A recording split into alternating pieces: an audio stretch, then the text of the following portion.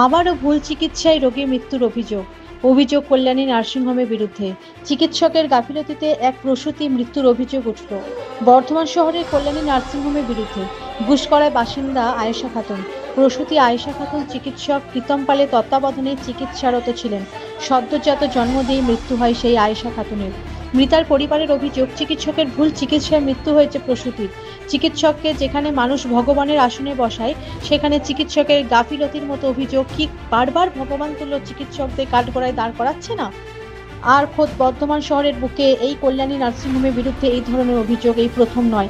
একাধিকবার এই নার্সিংহোমের বিরুদ্ধে ক্ষোভ উগরে দিয়েছেন রোগীর আত্মীয় পরিবার পরিজনেরা। চিকিৎসা গাফিলতিতে প্রসূতির মৃত্যুতে আবারও প্রশ্নের সম্মুখীন এই নার্সিংহোম ও নার্সিংহোমের চিকিৎসা ব্যবস্থা।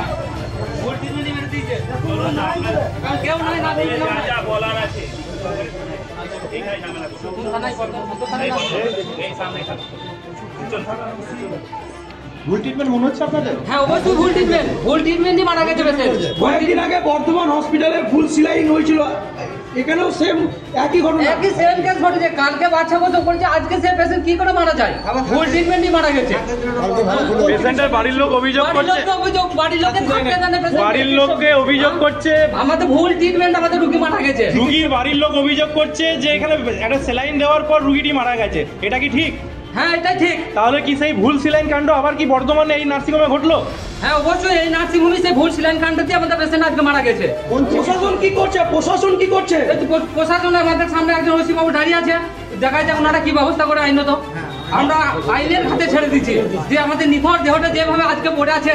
ছোট্ট শিশু তার মাকে হারালো, একটা ছোট্ট শিশু তার মাকে হারালে একটা পুরো পরিবার দণ্ড হয়ে গেছে। প্রশাসনকে লিখিত আকারে জানানো হয়েছে? এখনো লিখিত আকারে জানানো হয়নি। প্রশাসন এই মুহূর্তে আমাদের বাড়ির লোক 3 জনকে অ্যারেস্ট করে নিয়ে গেছে। তাদেরকে 3 জনকে এখন সাহায্য করছে প্রশাসন। এখনো পর্যন্ত কোনো প্রশাসনে আমরা সাহায্য পাই নাই। রোগী মারা গেছে, আপনাদের পাশে আপনার বাড়ির লোক, এটা কি রকম? আমাদের বাড়ির লোক বলছে কি মারা গেছে, উপরন্তু আমাদের বাড়ির লোক কি প্রশাসন ধরে নিয়ে গেছে? এটা কি ধরনের সরকারের আইন?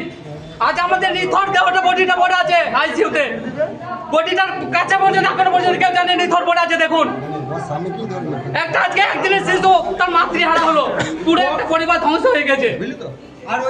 বডি পড়ে রয়েছে, আইসিইউতে এখনো বডি আছে। আইসিইউতে আছে বডি। কখন মারা গেছে? দেখি না কখন মারা গেছে। নিয়ম অনুসারে 4 ঘন্টার বেশি বডি রাখা যায় না। এখনো বডি কতক্ষণ রাখা আছে? এখনো বডি প্রায় 2 থেকে 2.5-3 ঘন্টা আমরা যতক্ষণ শুনেছি, কিন্তু বডি কখন মারা যাবে সেটা স্পষ্ট জানি না। আমরা সেটাই জানি না। ও পর্যন্ত আমাদের বাড়ির লোককে পুলিশ অ্যারেস্ট করেছে। নার্সিংহোমের পক্ষ থেকে কোনো রকম বক্তব্য দিয়েছেন? নার্সিং ভাঙচুর করেছেন? না, নার্সিংহোম ভাঙচুর করবে কেন? রিসেপশনে বলেছে আমাদের পেশেন্টের কি হয়েছে, কোনো ভাঙচুরের ছবি দেখলাম তো আমরা, সেটা আমরা বলতে পারবো না।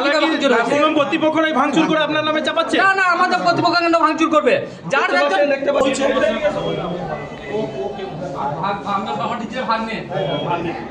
ওর বাবাকে ডাকতে, ওর বাবা ছিল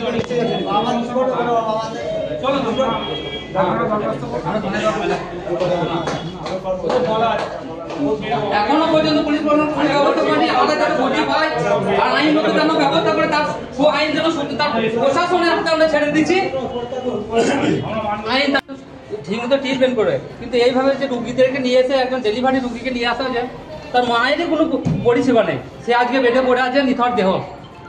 আমরা চাইছি যাতে পুলিশ প্রশাসনের যথাযথ ব্যবস্থা করে।